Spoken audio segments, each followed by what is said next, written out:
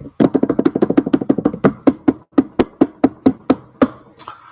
folks, we're Tacitus today, your pushback channel, and thank you for joining this audio live stream.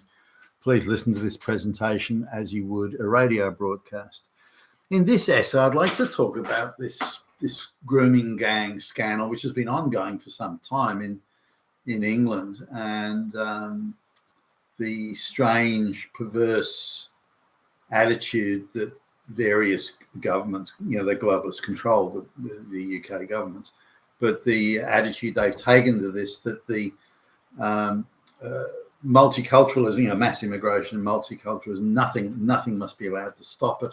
Nothing must be allowed to cast it or present it in a bad light. Nothing must be allowed, and therefore no action can be taken on the grooming gang thing, or no meaningful action.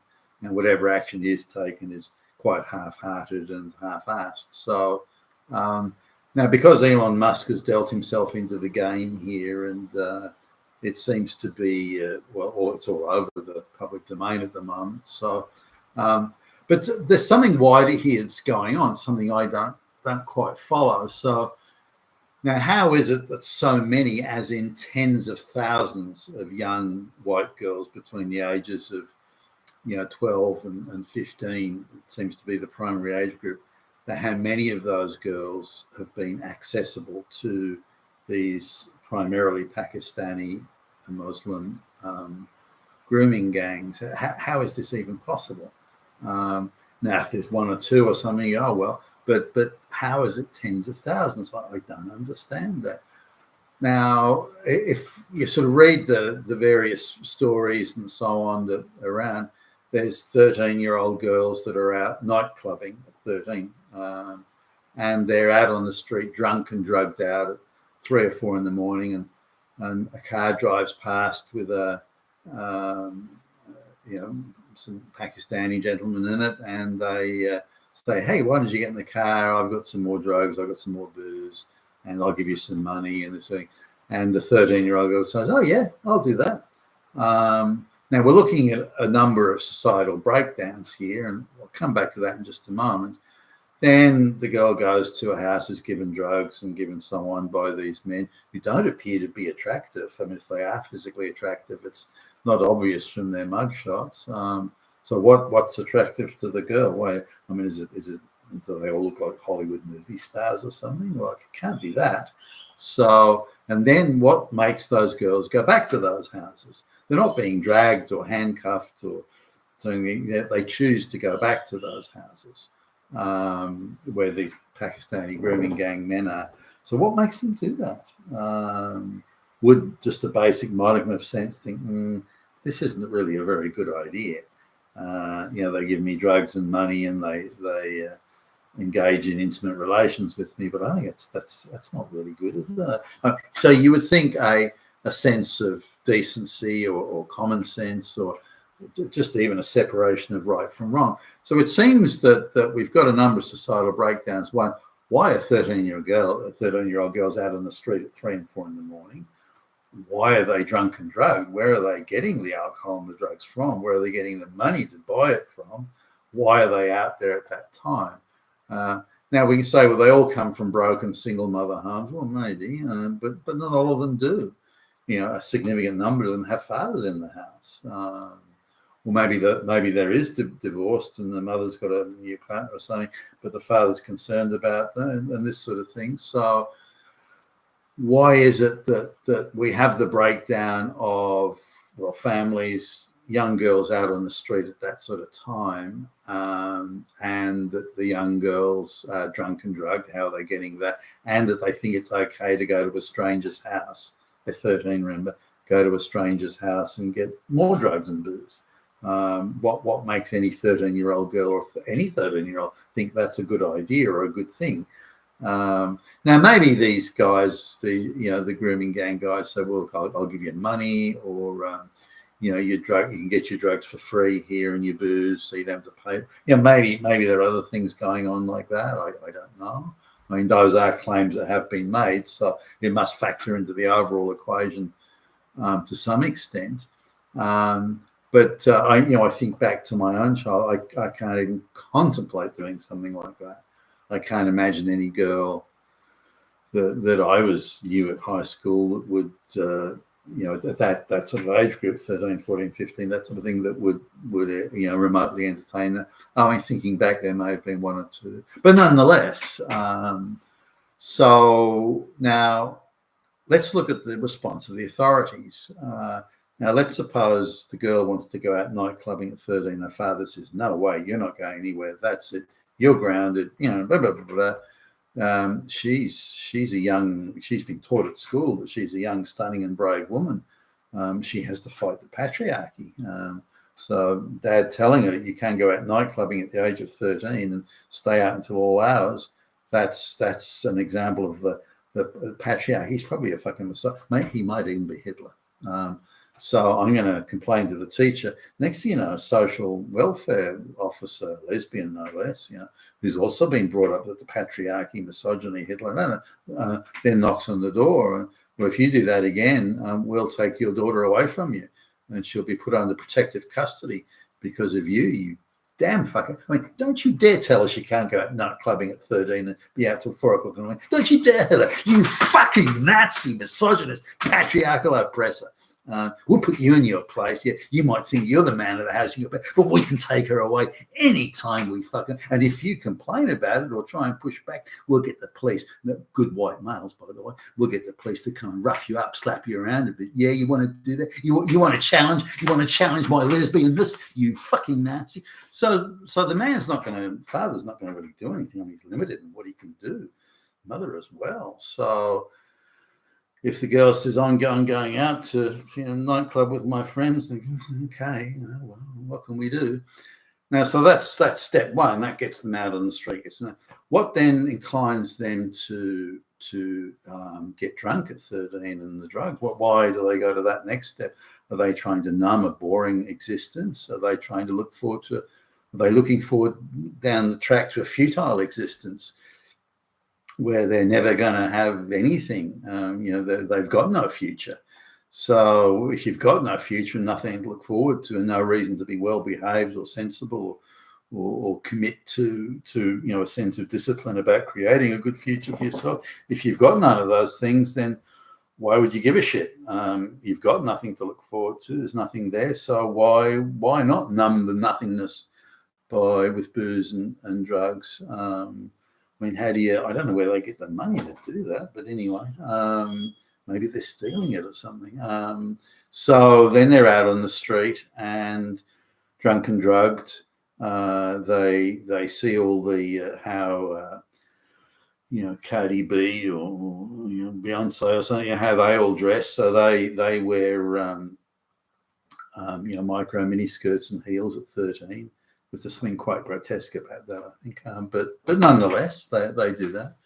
And so they're out on the street looking like that. And the car cruises past. Now, it can't be that these guys are movie star good looking or anything like that. They're clearly not white, and they're clearly sort of from another team. And so I don't know, what would the attraction be there? There's that loud Islamic music boombox playing out of the car, and they seem to have money, these guys. And these guys are paying attention. They're giving me attention. They're showering me in money and drugs and booze, and so that I like the attention I'm getting here.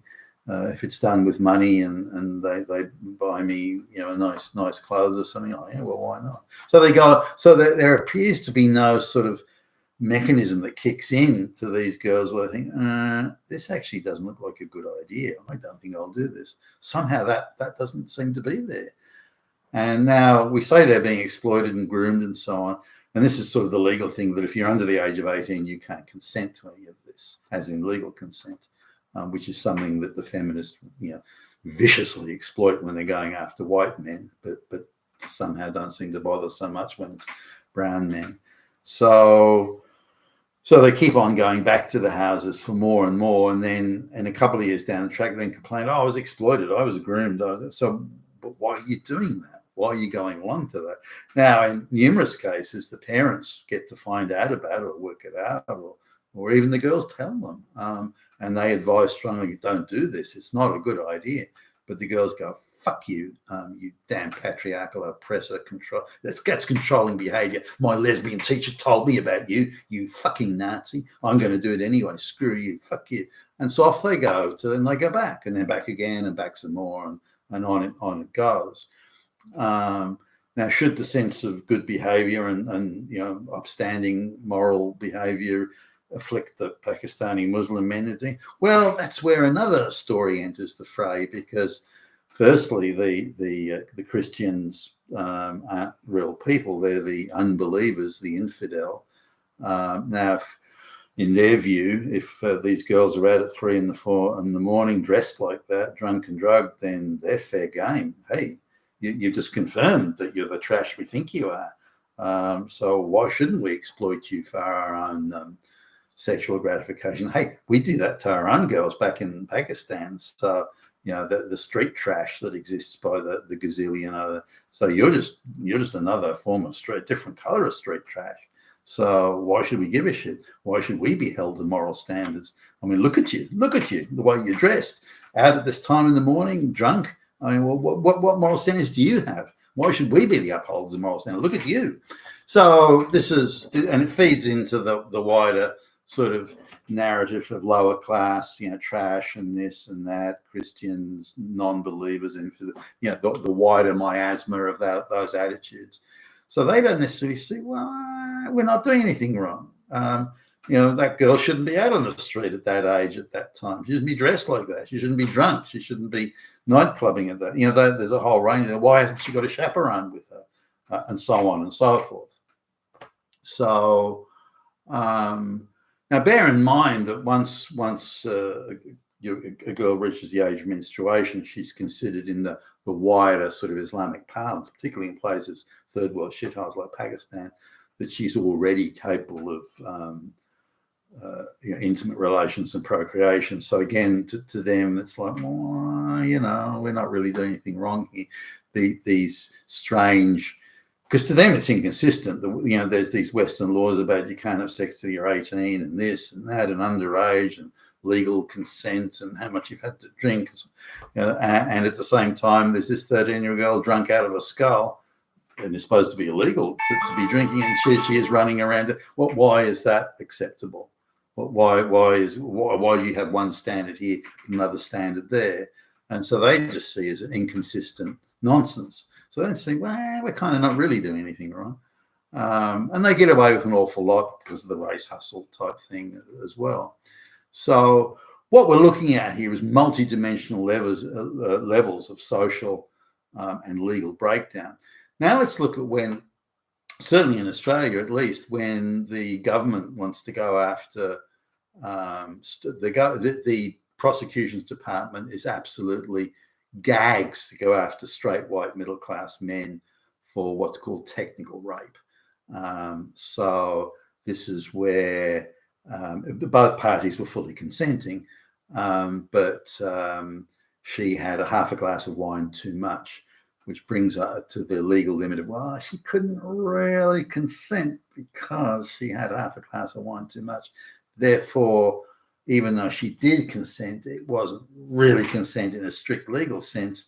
So when the guy dumped her the next day or didn't call her the weekend, she decided, I'll fix you, motherfucker. I'm gonna say you raped me.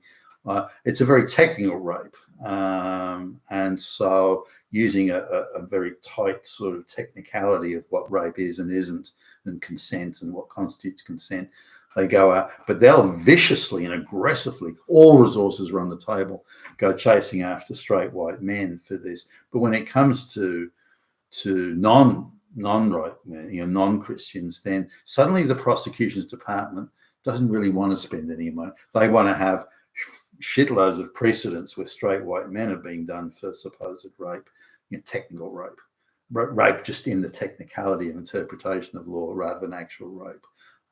But then where brown and black men have done actual rape, threatened and held down and pack rape and that sort of thing, then they don't seem to really want to do it. And I think it's part of the multicultural thing where they don't really want this sort of stuff out in the public domain. So they'll do a quiet backroom deal. Say, look, you cop to rape and we'll give you 5 years. That's a good deal. If it goes to full trial, this sort of thing, you're going to get 20 years. So cop 5 years and you're good to go. And, oh, yeah, okay. And that's so these are quiet backroom deals that are being done. Whereas if it's a white boy, wow. And you see the same in the United Kingdom with the hopelessly politicized police and justice, hopelessly politicized justice system and police force, where, again, you make a mean tweet, 3 police will be at your door. But you drug and rape a 13-year-old white guy. Who cares? I mean, fuck, how did it come to this? So we're looking at different applications of the law based on political ideology, and this also plays a big role. But overall, we're looking at an incredible level of social collapse. It's unthinkable. It's inconceivable to me how a 13-year-old girl could be out night clubbing at 4 o'clock in the morning, drunk out of a skull, wearing highly sexualized clothing. I'm not surprised that the Pakistani men would look at this and say, well, their society has broken down. They've lost all their moral compass. So what's wrong if we take advantage of that and exploit it? I'm not condoning it, far from it, by the way. But you can see how that perception would be there. There's a lot of work needs to be done. You've been with Tassus today, your Pushback channel. Thank you for listening.